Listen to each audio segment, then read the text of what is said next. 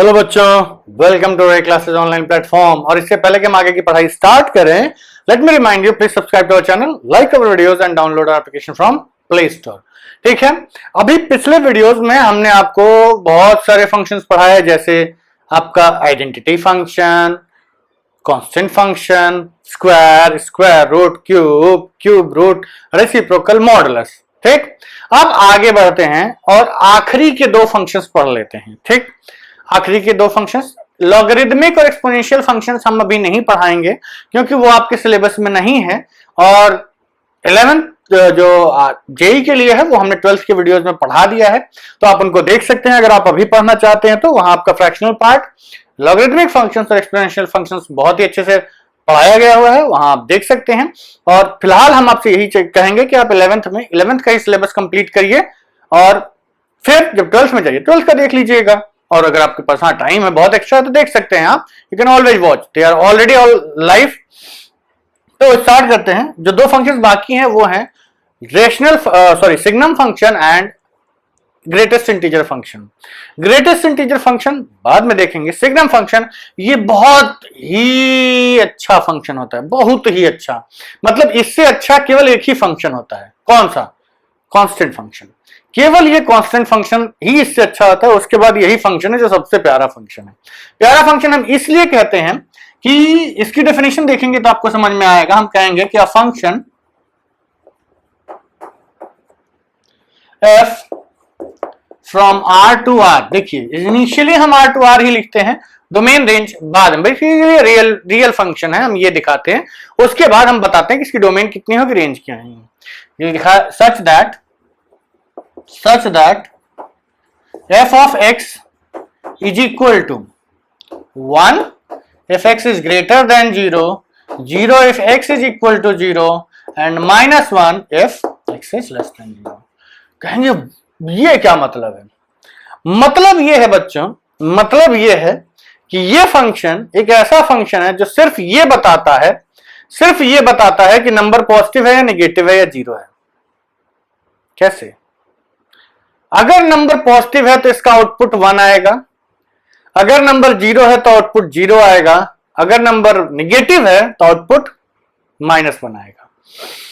इसकी एक और डेफिनेशन होती है, ऑल्टरनेटिवली हम इसको ये डिफाइन करते हैं, लेकिन हम पहला वाला ही डेफिनेशन प्रेफर करते हैं। क्यों? क्योंकि वो अभी समझ में आ जाएगा। f of x can be written as signum x, इसको हम sgn x भी लिखते हैं, sgn of x मतलब सिग्नम x फंक्शन का नाम है, जिसे मॉड का एक सिंबल होता है, वैसे ही sgn x। तो sgn x can also be written as mod x by x if x is not equal to 0 and 0 if x is equal to 0। दोनों सेम ही चीज लिखी हुई है। अब इसको समझते हैं कि ये कैसे वही चीज लिखी है। देखिए, अगर इस मॉड को हम ओपन करेंगे तो क्या आएगा? इस मॉड को ओपन करेंगे तो कहेंगे कि if x is greater than 0, ये क्या बनेगा? x by x mod plus sign के साथ ओपन होगा। 0 के लिए तो 0 है ही, माइनस एक्स बाई एक्स होगा अगर x लेस देन 0 होगा। क्यों? क्योंकि जब x निगेटिव होता है तो मॉड माइनस साइन के साथ ओपन होता है। ये x एक्स कट के क्या बना 1, ये x एक्स कट के क्या बना -1 और 0 if x is equal to 0। तो देखिए ये भी सेम ही चीज लिखी हुई है कि अगर x ग्रेटर देन 0 होगा, अगर x ग्रेटर देन 0 होगा तो मॉड x की तरह ओपन हो जाएगा। अगर x, यहां पे हम x मॉड x की जगह x लिखते हैं तो x एक्स कट के क्या बचेगा 1, मतलब अगर x पॉजिटिव है तो ये 1 हो जाएगा। अगर x निगेटिव है तो मॉड x कैसे ओपन होता है? It opens with a minus sign, तो बाहर एक माइनस साइन लगेगा, -x by X, -x by X करेंगे तो x एक्स कट के क्या बचेगा -1, means if x is less than 0 -1। और 0 के लिए तो अलग से डिफाइंड है ही कि 0 के लिए 0 ही होता है। तो चलिए अब इसका ग्राफ देख लेते हैं। ग्राफ बहुत ही अच्छा है। अब इसमें हम पॉइंट्स लेने की जरूरत नहीं है। पॉइंट्स लेने की जरूरत इसलिए नहीं है बच्चों कि इसमें सीधे सीधे कांस्टेंट फंक्शन ही आपको बनाना है। कांस्टेंट फंक्शन मतलब x पॉजिटिव कब होता है? कहेंगे कि जब इस रेंज में रहते हैं तो हमारा x पॉजिटिव होता है, जब इस रेंज में रहते हैं तो x निगेटिव होता है। तो जब 0 है, x 0 है तो 0 है, जैसे ही x पॉजिटिव हुआ ये जंप करके कहां चला जाता है 1 पे, और उसके बाद ये कंटिन्यूअसली 1 ही रहता है।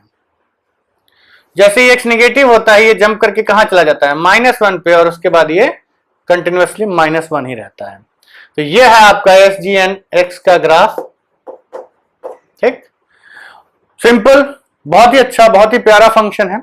इसमें आपको कोई कंफ्यूजन भी नहीं होगा, एकदम सिंपल। इस पे बहुत ज्यादा क्वेश्चंस पूछे भी नहीं जाते हैं, मतलब कहीं यूज कर लिया तो सीधे बस आपको यही रिप्लेस कर देना है। जहां पॉजिटिव एक्स है वहां 1 रख देंगे, जहां नेगेटिव एक्स है वहां -1 रख देंगे, और 0 के लिए 0 हो जाते हैं।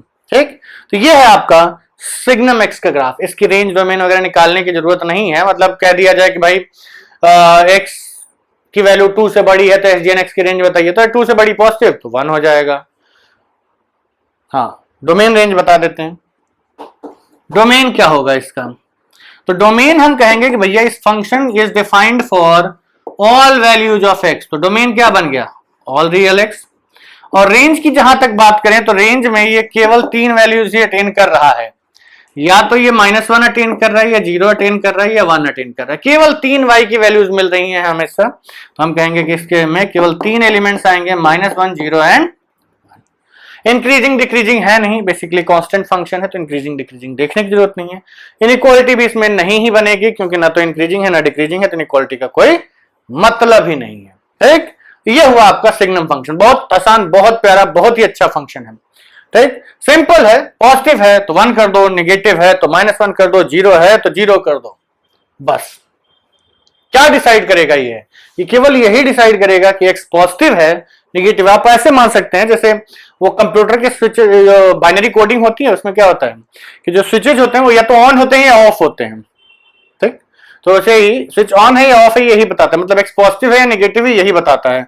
और अगर करंट नहीं आता है तो अलग से 0 बता देगा। ठीक, तो या तो इसका आउटपुट 0 मिलेगा, -1 मिलेगा, 1 मिलेगा, या 0 मिलेगा, सिर्फ 3 आउटपुट।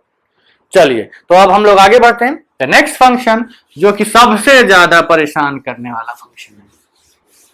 अभी तो नहीं समझ में आएगा कि हम ये क्यों कह रहे हैं कि सबसे ज्यादा परेशान करने वाला फंक्शन है, लेकिन जब आप इसके क्वेश्चंस करेंगे ना तब समझ में आएगा। और क्वेश्चन सभी नहीं, क्लास 12th। चलिए, यह है आपका greatest integer function. Greatest integer function, जिसको हम कभी कभी इन शॉर्ट GIF भी लिखते हैं। GIF मतलब ग्रेटेस्ट इंटीजर फंक्शन। चलिए बच्चों, तो जो ग्रेटेस्ट इंटीजर फंक्शन है उसको इन शॉर्ट GIF भी लिखा जाता है, और ये स्टैंडर्ड नोटेशन है। ये GIF व्हाट्सएप वाला नहीं है। GIF का दिमाग है ना, वही सब आपके दिमाग में घूम रहा होगा, लेकिन आप लोग मॉडर्न बच्चे हैं, आप सब लोग इन्हीं सब चीजों में ज्यादा इन्वॉल्व रहते हैं, तो इन सब चीजों से थोड़ा बाहर निकलिए। GIF का एक और मतलब होता है, that is called the greatest integer function. Mathematics में इसका एक अलग मतलब होता है, और उसको हम लोग अभी पढ़ेंगे। देखिए, होता क्या है बच्चों, होता यह है कि जब आप ग्रेटेस्ट इंटीजर फंक्शन को समझने की कोशिश करते हैं तो इसके नाम में ही इसका पूरा सार निहित है। मतलब जैसे किसी के नाम से ही आप उसकी पूरी प्रकृति का अंदाजा लगा लें तो उसको हम कहते हैं एक सार्थक नाम। ठीक, इसी तरीके से इस फंक्शन का नाम भी सार्थक है। जैसे कि आप ग्रेटेस्ट इंटीजर फंक्शन जो नाम है, इससे ही आप प्रेडिक्ट कर ले जाएंगे कि फंक्शन का काम क्या है। फंक्शन का नाम है ग्रेटेस्ट इंटीजर फंक्शन। अब ये बताइए, ग्रेटेस्ट इंटीजर, क्या आप ऐसे बता सकते हैं कि ग्रेटेस्ट इंटीजर कौन सा है? नहीं, इंफिनिटी में जाएगा, वी कैन नॉट से इट। ठीक है, मतलब हमें किसी नंबर की रिस्पेक्ट में बताना होगा कि ग्रेटेस्ट इंटीजर। तो सपोज करिए आपको एक नंबर दिया गया 2, हमने कहा ग्रेटेस्ट इंटीजर इसके रिस्पेक्ट में, x की वैल्यू अगर 2 है, x की वैल्यू अगर 2 है, तो ग्रेटेस्ट इंटीजर के रिस्पेक्ट में अगर बोलना चाहें हम, तो क्या इससे बड़ा ग्रेटेस्ट इंटीजर हम बोल सकते हैं? नहीं, इससे बड़े बहुत सारे हो सकते हैं। तो इससे छोटा? हाँ, इससे बहुत सारे इंटीजर्स छोटे होंगे, इससे बहुत सारे इंटीजर्स बड़े होंगे। ठीक, तो बड़े वाले को तो हम नहीं छू सकते, क्यों? क्योंकि बड़े वाले में चले गए तो ग्रेटेस्ट ढूंढना मुश्किल हो जाएगा। ग्रेटेस्ट ढूंढना मुश्किल हो जाएगा उधर, हम क्या करेंगे, छोटे वालों में जो सबसे बड़ा है ना उसको ढूंढ लेंगे, और यही ये काम करता है। मतलब किसी भी नंबर के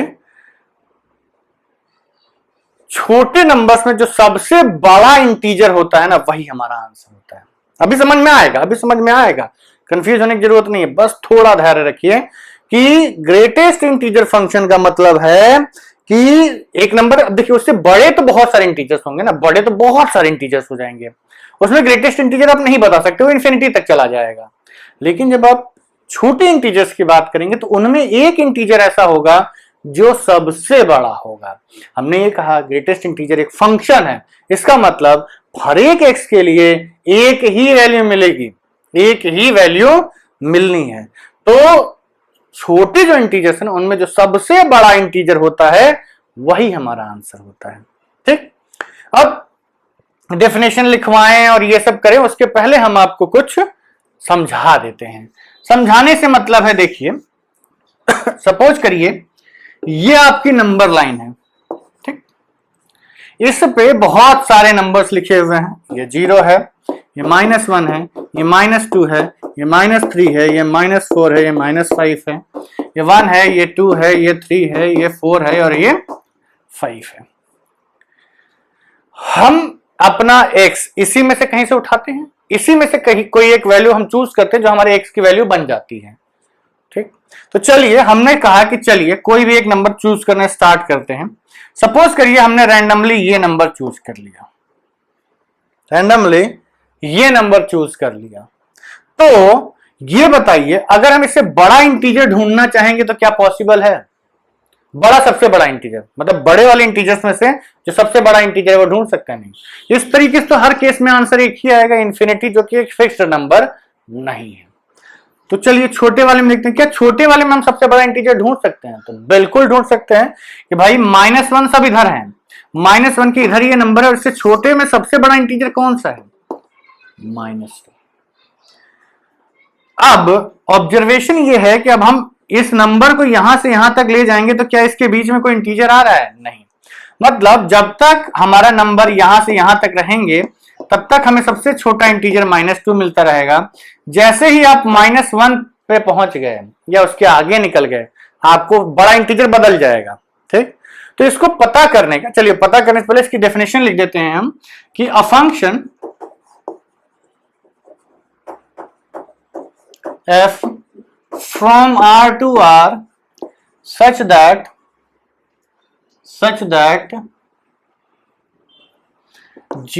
greatest integer function of x is equal to the greatest integer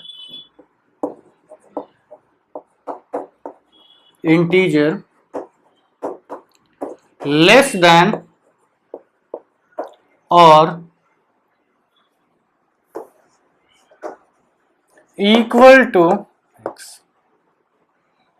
छोटे में सबसे बड़ा इंटीजर मिलेगा तो हम कहते हैं कि जो नंबर लिया आपने उसमें छोटे जितने इंटीजर्स हैं उसमें सबसे बड़ा वाला जो इंटीजर है वही आपका आंसर आएगा। अब चलिए देखते हैं कि इस नंबर को ढूंढा कैसे जाए। तो हम कहते हैं कि इसका सब पता करने का सबसे सिंपल तरीका होता है कि आप खुद को नंबर लाइन पे खड़ा कर दीजिए। खुद को नंबर लाइन पे आप खड़ा कर दीजिए, कहां पे? जिस नंबर का आपको इंटीग्रल पार्ट निकालना है, मींस कि जिस नंबर का आपको ग्रेटेस्ट इंटीजर फंक्शन निकालना है। तो देखिए अगर आप ध्यान से देखें कि मान लीजिए हमारा नंबर यहां पे कहीं लाई कर गया, तो हम नंबर लाइन पे यहीं खड़े हो जाएंगे और पीछे देखेंगे। पीछे देखने का मतलब अपने पीछे नहीं, नंबर लाइन में निगेटिव साइड में देखेंगे। नंबर लाइन में निगेटिव साइड में जब हम देखेंगे तो हमें बहुत सारे नंबर्स दिखाई देंगे, इनफाइनाइट रियल नंबर्स, उसमें बहुत सारे इंटीजर्स होंगे, इनफाइनाइट इंटीजर्स। उसमें जो सबसे बड़ा इंटीजर हमको दिखाई देगा और जो सबसे क्लोजेस्ट इंटीजर दिखाई देगा, कौन सा दिखाई देगा इस केस में? सबसे पहले हम राइट बिलो देख सकते हैं और पीछे देख सकते हैं, राइट बिलो देख सकते हैं और पीछे देख सकते हैं। तो आपने नीचे से देखना स्टार्ट करेंगे। क्या सपोज करिए ये 1.5 है, हम 1.5 पे खड़े हैं, तो 1.5 से हम नीचे खड़े हैं तो हमें क्या इंटीजर दिख रहा है? नहीं, हमें इंटीजर अभी नहीं दिख रहा, हमें 1.5 दिख रहा है। तो 1.5 दिख रहा है तो हम और पीछे देखना स्टार्ट करेंगे। 1.4 आएगा, 3 आएगा, 2 आएगा, 1.1 आएगा और फिर एक पॉइंट आएगा जब 1 आ जाएगा। तो ये सब इंटीजर्स नहीं, जो सबसे पहला इंटीजर जो हमको दिखता है इस साइड में, जो सबसे पहला इंटीजर जो हमें दिखता है वही हमारा आंसर होता है। जैसे इस केस में इंटीजर इंटीग्रल पार्ट 1, ठीक। उसी तरीके से आप यहां खड़े हैं तो आपको 3 दिखाई देगा सबसे पहले, ये 5 पे खड़े हैं तो 5 ही दिखाई दे जाएगा। उसने क्या बोला, ग्रेटर लेस देन और इक्वल टू एक्स, बराबर भी हो सकता है, मतलब अगर इंटीजर है तो वही इंटीजर आंसर आ जाएगा। लेकिन अगर इंटीजर नहीं है तो जो सबसे छोटे में जो सबसे बड़ा इंटीजर होगा ना वो आपका आंसर हो जाएगा, ठीक है। तो चलिए, इतना काफी हद तक कॉन्सेप्ट क्लियर कर दिया होगा आपका कि ग्रेटेस्ट इंटीजर फंक्शन क्या होता है। अब आते हैं कि कुछ एग्जांपल से, जैसे मान लीजिए आपको दिया गया x is equal to, suppose करिए, या केवल सीधे इंटीग्रल पार्ट ही लिखते हैं। इंटीग्रल पार्ट लिखेंगे तो हम कहेंगे सपोज करिए आपने निकालना है integral part of 1, integral part of 2, integral part of -1, integral part of -4। बताइए क्या आंसर आएगा। आंसर इसका कुछ सोचने की जरूरत नहीं है, इसका आंसर आएगा 1, इसका आएगा 2, इसका आएगा -1 और इसका आएगा -4।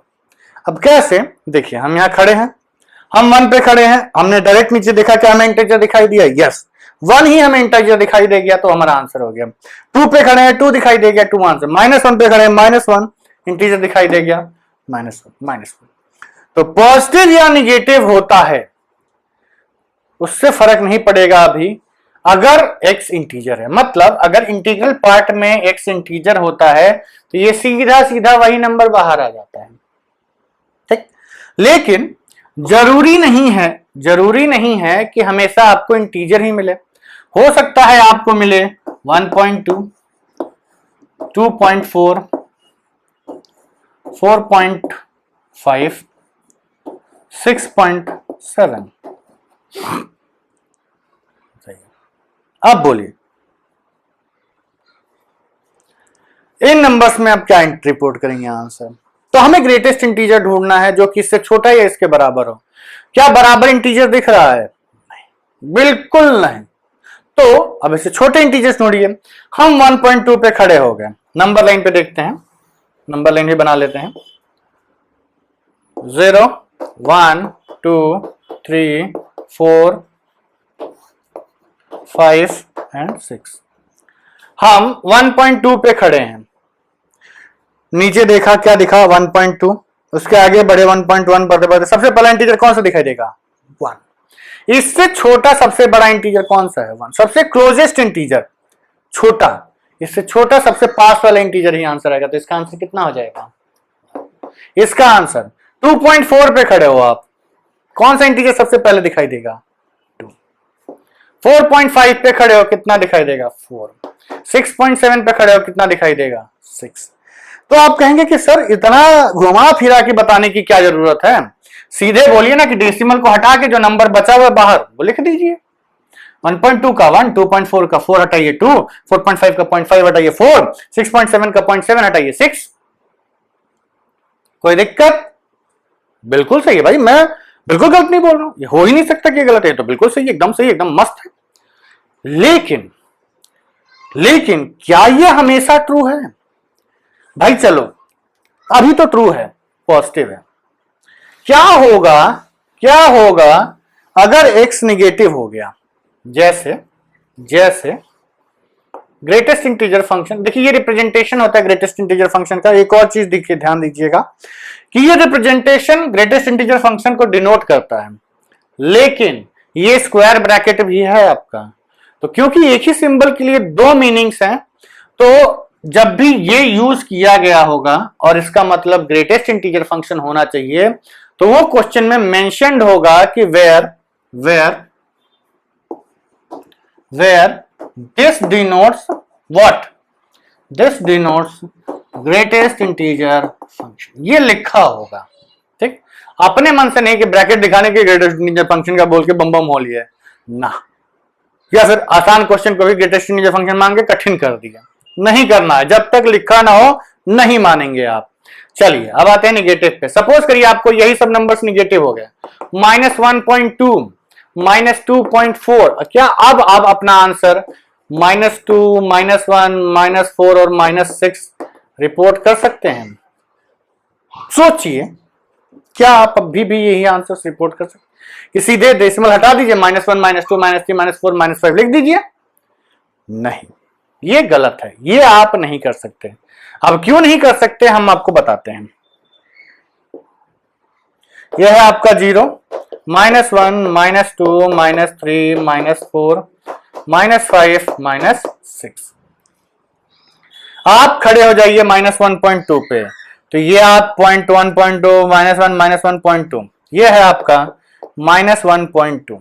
आप यहां खड़े हैं, ये आपका फेस है, ये आपके हाथ है, आप खड़े हैं -1.2 पे। आपने पीछे डायरेक्ट भी नहीं देखा, क्या आपको इंटीजर दिखा -1.2? नहीं, आपको इंटीजर नहीं दिखाई दिया।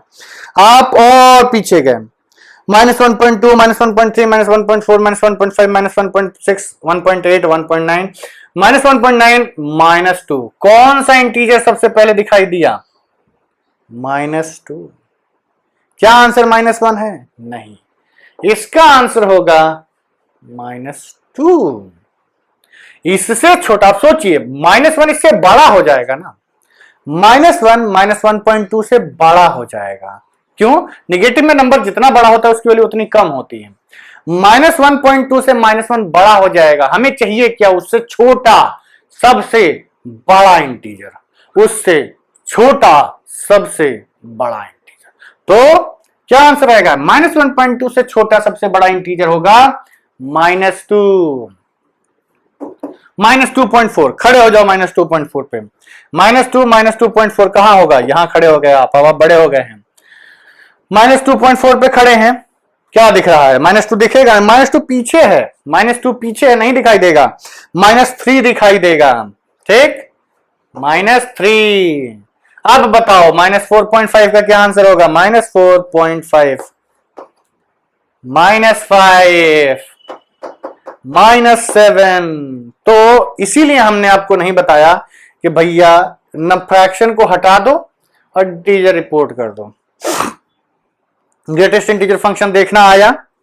कैसे देखते हैं? आई होप कि इतना आपको क्लियर कर देगा कि ग्रेटेस्ट इंटीजर फंक्शन प्रेडिक्ट किया कैसे जाए। ग्रेटेस्ट इंटीजर फंक्शन प्रेडिक्ट किया कैसे जाए, कैसे आप बताएंगे कि इसका आंसर क्या आएगा। ठीक, चलिए एक दो एग्जांपल्स और कर लेते हैं, फिर हम लोग क्वेश्चंस करेंगे, ग्राफ बनाएंगे इस फंक्शन का। ये ग्राफ आपके लिए एकदम नया है, इसलिए आपको थोड़ा सोच समझ के आगे बढ़ना पड़ेगा। मतलब ये फंक्शन आपने अभी तक देखा नहीं होगा, ये और फ्रैक्शनल पार्ट, ये दो फंक्शंस ऐसे हैं जो आपने अभी तक नहीं देखे होंगे। बाकी मॉड, स्क्वायर, क्यूब ये सब आप देख चुके हैं। हम यहां कुछ नंबर्स लिख रहे हैं, आपको आंसर्स बताने हैं। 2.4, 2.4 तो हो चुका है ना, 10.5, 27.9, -31.2, -42.5, -51.0। एक और लिख लीजिए, 101। इन सब का वीडियो पॉज करिए, आंसर्स लिख लीजिए और फिर देखते हैं कि आप कितना समझ गए हैं। देखते हैं कि आप कितना समझ गए हैं। अगर आप समझ गए हैं तो बहुत ही अच्छे, नहीं समझ गए हैं तो अब समझ लीजिए। नंबर लाइन पे तब तक खड़े होना है आपको, नंबर लाइन पर तब तक खड़े होना है आपको जब तक कि आप आंसर सही ना बता पाए। ठीक, जब तक आप सही आंसर रिपोर्ट करना ना सीख जाएं देख के, तब तक आपको नंबर लाइन पे खड़ा होना है, देखना है अपने पीछे और आंसर रिपोर्ट कर देना है। ठीक, चलिए इसका आंसर कितना आएगा? 10। कैसे? नंबर लाइन पे 10 है, ये 10.5 यहां है, पीछे कौन सा नंबर दिखाई देगा? 10, सबसे बड़ा इंटीजर 10। इसका 27, जब तक नंबर पॉजिटिव है कोई दिक्कत नहीं है, सीधा डेसिमल हटाओ, जो इंटीजर बचता है वो लिख दो। निगेटिव होता है तो दिक्कत हो जाती है, -31.2 और पीछे जाना पड़ेगा, और -32। सबसे पहला इंटीजर कौन सा दिखाई देगा आपको? -32। मतलब अगर निगेटिव है तो एक पीछे वाला इंटीजर रिपोर्ट करिए जो डेसिमल के पहले है, ठीक। -43, -51, ये इंटीजर है खुद। आप खड़े रहेंगे तो आपको -51 दिखाई देगा, गलत नहीं रिपोर्ट करने का। इसका आंसर -51 ही होगा, और ये तो पॉजिटिव है तो 101। समझ में आया? बूझो। चलिए, बहुत ही अच्छी बात है। अब हम क्या करते हैं कि अब इसका ग्राफ बनाना चालू करते हैं। अगर दिक्कत आ रही हो, आपको नहीं समझ में आ रहा हो, तो आप ऐसे रेंडमली बहुत सारे नंबर्स लिख लीजिए और उनका आप इंटीग्रल पार्ट कैलकुलेट करके रिपोर्ट करना स्टार्ट कर दीजिए, ठीक है। चलिए स्टार्ट करते हैं।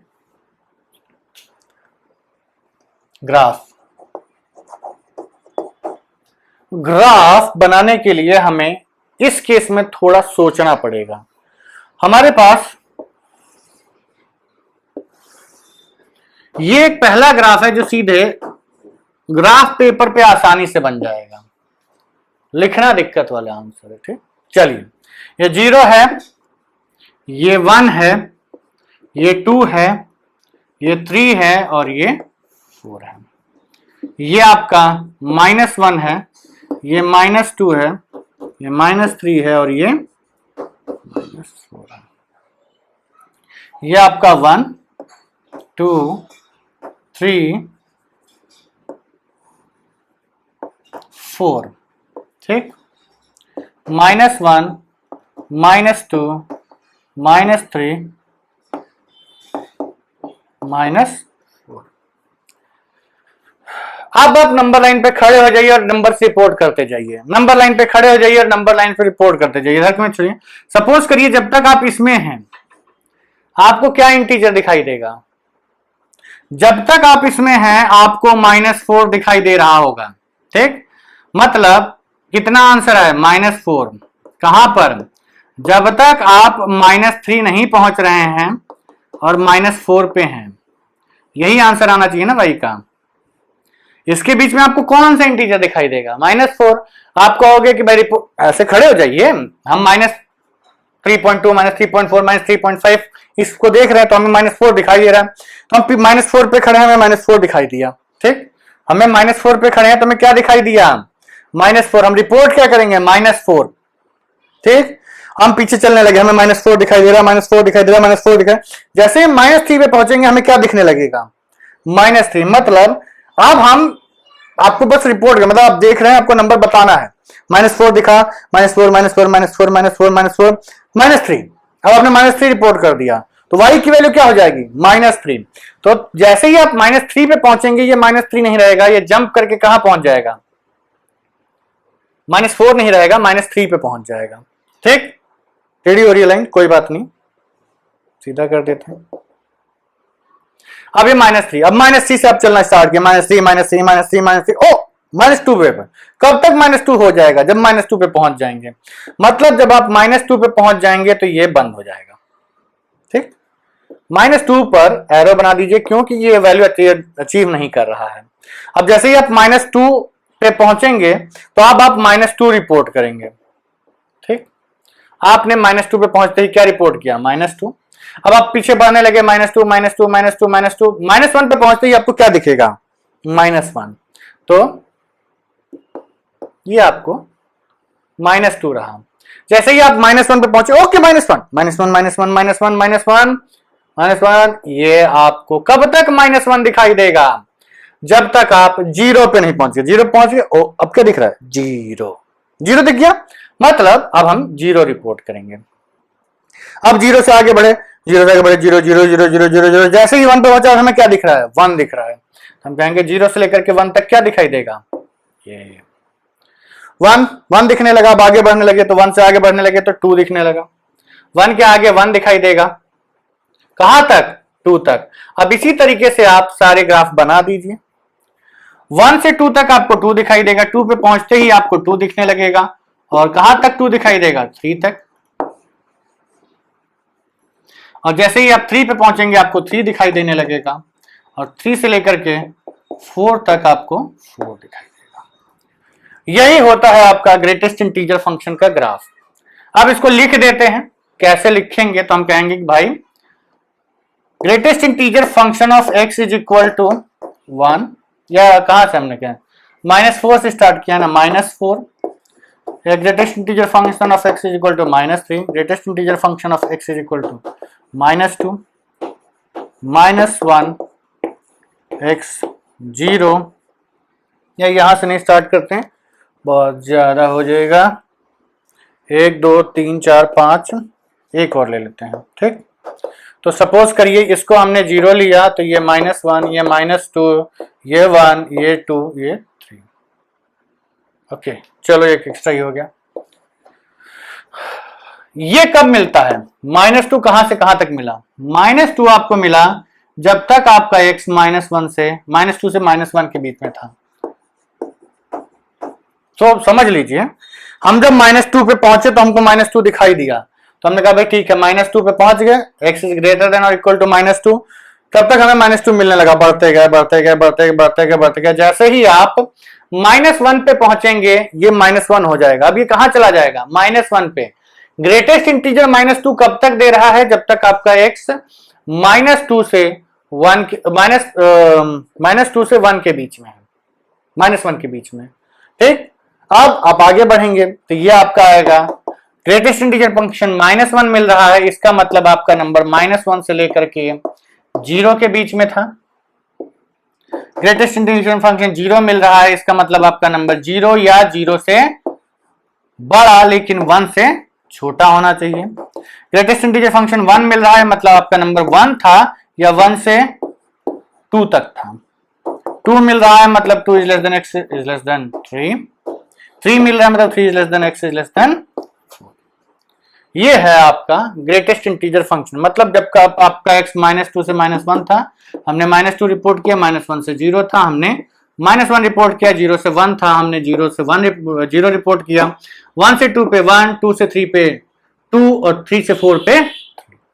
यही है आपका ग्रेटेस्ट इंटीजर फंक्शन। अगर ग्रेटेस्ट इंटीजर फंक्शन की वैल्यू 1 है तो x की वैल्यू ये होगी, 2 है तो ये होगी, 3 है तो ये होगी, और अगर x यहां से यहां तक लाई कर रहा है तो ग्रेटेस्ट इंटीजर फंक्शन का वैल्यू ये आएगा। ठीक है, तो हमारा ग्राफ भी बन गया, हमने x की रेंजेस वगैरह भी निकाल ली।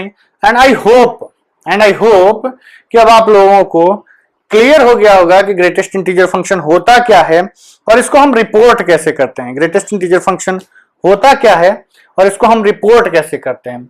अब एक छोटी सी चीज जो कि एनसीईआरटी में नहीं दी हुई है, लेकिन वो चीज अगर आप समझ लेंगे तो ग्रेटेस्ट इंटीजर फंक्शन आपको काफी क्लियर हो जाएगा कि आखिर क्यों पढ़ते हैं इसको। इसलिए हम आपको वो चीज बताते हैं। देखिए, कोई भी नंबर है, एनी नंबर, ऑब्वियसली रियल की हम बात कर रहे हैं, real x, any number x can always be expressed as क्या? x is equal to i plus f, where I belongs to Z, that is integers, and f is a number lying between 0 is less than f is less than 1। क्योंकि अगर ये 1 होगी, किसी भी number को आप इस तरीके से लिख सकते हैं। ठीक, कहेंगे कैसे? देखिए, हर एक नंबर या तो वो इंटीजर होगा तो f की वैल्यू क्या हो जाएगी? 0। सपोज करिए हमने कहा x की वैल्यू 2 है तो इसको हम लिख सकते हैं 2 प्लस 0। x की वैल्यू 2.1 है तो इसको हम लिख सकते हैं 2 प्लस 0.1। ये फ्रैक्शन है जिसकी की वैल्यू 0 से 1 के बीच में लाई कर रही है। x की वैल्यू 4.6 तो इसको हम लिख सकते हैं 4 प्लस 0.6। हर एक नंबर को हम इस तरीके से एक इंटीजर और एक फ्रैक्शन में बांट सकते हैं। हम हर एक नंबर को ऐसे एक इंटीजर और फ्रैक्शन में बांट सकते हैं, बिल्कुल बांट सकते हैं ना। तो हम इन नंबर्स को इसमें बांट सकते हैं, तो इससे क्या होगा कि ये जो नंबर दो हिस्सों में बंट जा रहा है ना, यही इसमें जो इंटीजर अलग करते हैं ये हमारा इंटीग्रल पार्ट होता है। इसी को हम इंटीग्रल पार्ट या ग्रेटेस्ट इंटीजर फंक्शन का आउटपुट बोलते हैं। ग्रेटेस्ट इंटीजर फंक्शन से आपको उस नंबर में इन्वॉल्व इंटीजर मिल जाता है। ठीक, पॉजिटिव के लिए तो आसान था, निगेटिव के लिए देख लेते हैं। सपोज करिए x को हमने लिखा -2.4, -2.4। बताइए ये क्या है, इसको क्या लिखेंगे? तो आप ये कतई मत लिख दीजिएगा, जिसको देखिए ध्यान रखिएगा बच्चों, x is equal to -2.4 is not equal to -2 plus 0.4। ये गलत है।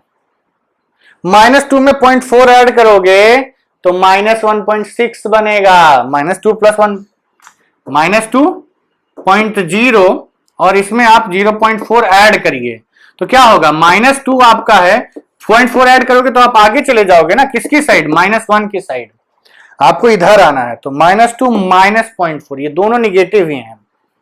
तो x की वैल्यू आप ये लिख सकते हैं, -2.4 इज इक्वल टू -2 - 0.4, ये लिख सकते हैं आप। लेकिन ये इस रेंज में नहीं लाई कर रहा है, ठीक। तो अब क्या करें, हमें ये नंबर कहां से कहां तक चाहिए? हमें ये नंबर चाहिए 0 से 1। ध्यान रखिएगा 0 से 1 पॉजिटिव, ये आपका हमेशा पॉजिटिव ही रहेगा और इसको हम पॉजिटिव फ्रैक्शन या फ्रैक्शनल पार्ट भी बोलते हैं। पॉजिटिव फ्रैक्शन या फ्रैक्शनल पार्ट भी बोलते हैं। तो ये हो गया आपका फ्रैक्शनल पार्ट। अब फ्रैक्शनल पार्ट यहां हमें पॉजिटिव चाहिए तो हम क्या करते हैं इसके लिए हम क्या करते हैं कि -2 + 1 -1 या रादर -1 + 1 -0.4 ये कर देते हैं। तो नंबर सेम ही लिखा है ना, -1 + 1 कट जाएगा तो ये हो गया आपका -3 और 1 - 0.4 is 0.6। अभी भी नंबर सेम ही लिखा है। -3 में आप 0.6 ऐड करेंगे तो -2.4 मिल जाएगा।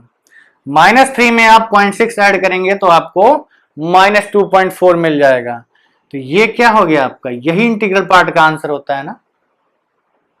यस, -2.4 पे खड़े हो -3 दिखता है, -2.4 पे खड़े हो -3 दिखता है, यही आपका इंटीग्रल पार्ट। अब -2.4 में हम -3 में हम कितना ऐड करें, पॉजिटिव डायरेक्शन में ऐड कर रहे हो ना आप, तो कितना ऐड करें कि आप -2.4 पे आ जाओ? तो आप कहेंगे कि भाई -3 से हम 0.6 और आगे जाएंगे पॉजिटिव डायरेक्शन में तो हमें -2.4 मिल जाएगा। ठीक, ये है आपका इसको ही हम GIF का पार्ट बोलते हैं, यही आपका GIF का आउटपुट होता है और ये फ्रैक्शनल पार्ट का आउटपुट बोला जाता है। ये बताइए, ये कहीं देखा लग रहा है, ये सब हमने कभी और लिखाया है आपको या कहीं और देखा हो? चलो हमारे वीडियोस नहीं देखे हो तो कहीं और देखा हो, बहुत इंपॉर्टेंट जगह देखा है आपने, इसको पढ़ चुके हैं आप ऑलरेडी। ये लॉगरिदम में देखा था आपने, हमने आप लोगों को जब लॉगरिदम पढ़ाया था, जब लॉग टेबल दिखा रहे थे, देखना सिखा रहे थे, तो हमने आपको बोला था कि जो नंबर्स होते हैं ना, एक्सपोनेंट्स जो होते हैं, जो लॉग लेने के बाद नंबर आता है, उसको हम कैरेक्टरिस्टिक और मैंटीसा में बांटते थे। कैरेक्टरिस्टिक और मैंटीसा हमने बोला था कि it always lies between 0 to 1। Mantissa हमेशा 0 से 1 ही लाई करता है और जो कैरेक्टरिस्टिक होता है वो हमेशा इंटीजर ही होता है। कैरेक्टरिस्टिक हमेशा इंटीजर होता है और मैंटीसा हमेशा 0 से 1 लाई करता है। सेम थिंग वहां भी हमने यही सब चीजें एक्सप्लेन की थी।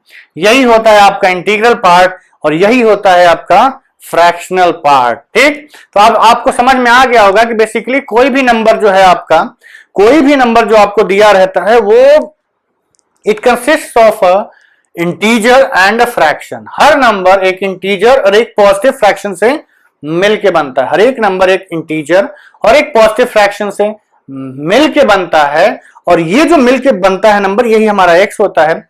इसमें जो इंटीजर इन्वॉल्व होता है उसको हम ग्रेटेस्ट इंटीजर फंक्शन बोलते हैं और जो पॉजिटिव फ्रैक्शन इन्वॉल्व होता है वो फ्रैक्शनल पार्ट होता है। मतलब कोई भी नंबर दिया हुआ है उसको हम फ्रैक्शनल पार्ट और इंटीग्रल पार्ट में बांट सकते हैं। ठीक, तो चलिए एक दो एग्जाम्पल और छोटे छोटे लिखवा देते हैं।